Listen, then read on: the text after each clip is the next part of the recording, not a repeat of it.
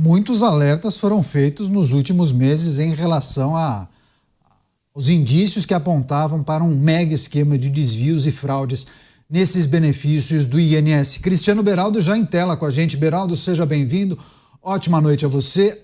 Reforçando a informação para a nossa audiência, o novo presidente do INSS, no dia de ontem, disse que o plano final de ressarcimento, que ainda está sendo redigido e ajustado com a equipe do INSS, será divulgado no máximo na próxima semana. Só que já temos algumas informações e sinalizações importantes, viu, Beraldo? Como o dinheiro que vai ser utilizado para ressarcir os velhinhos, né, os aposentados e também os pensionistas. Será o dinheiro de todos nós, o dinheiro público, Beraldo. Segundo ele, inevitável mexer no dinheiro público, pegar o dinheiro público para ressarcir aqueles que foram lesados. Bem-vindo. Boa noite, Dávila. Mota, boa noite à nossa audiência que nos prestigia diariamente aqui nos Pingos nos Is. Olha, Caniato, há muita gente defendendo que se use dinheiro das pessoas porque, ao se dividir esses 6 bilhões pelo número de brasileiros, chega-se a uma quantia que é tida por alguns como irrisória, coisa de 30, 40 reais, como se isso fosse nada, como se as pessoas estivessem aí com 30, 40 reais no bolso, prontas para cobrir o buraco gerado pela incompetência, a safadeza de pessoas que ocupam cargos no governo e não atuam com a responsabilidade que deveriam em relação à função pública que exercem.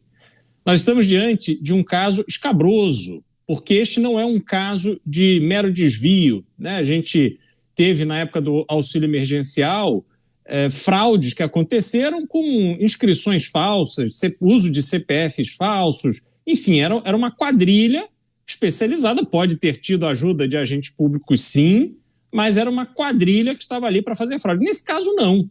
Nesse caso, houve a concordância interna dentro do INSS para que associações golpistas, associações que muitas delas sequer tinham uma estrutura mínima para serem reconhecidas como efetivas associações, pudessem já descontar na fonte, ou seja, o INSS repassava para as associações e não aos aposentados o valor mensal referente às tais assinaturas, enfim, compromissos assumidos com elas de forma fraudulenta. Então, aqui estamos falando de um crime que vai de A a Z. O envolvimento tem envolvimento político, tem envolvimento do funcionalismo público, tem envolvimento de picaretas, tem pagamento de propina, tem tudo.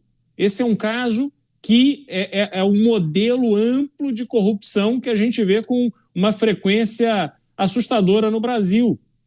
E vai ficar por isso mesmo, quer dizer, vão socializar o prejuízo e dizer que não é só um pouquinho para cada um, mas e os outros prejuízos? E os aposentados e pensionistas, por exemplo, dos fundos de pensão das empresas estatais, que foram assaltados por quadrilhas, que provavelmente tem gente da mesma quadrilha do INSS que também participou da festa do roubo do dinheiro dos fundos de pensão das empresas públicas. E aí? São os próprios pensionistas que estão pagando esse buraco.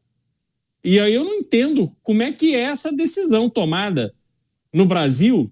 Quer dizer, o roubo promovido por agentes indicados pela política. No caso do INSS, fica para todo mundo pagar. No caso dos fundos de pensão, aí os próprios pensionistas que se virem.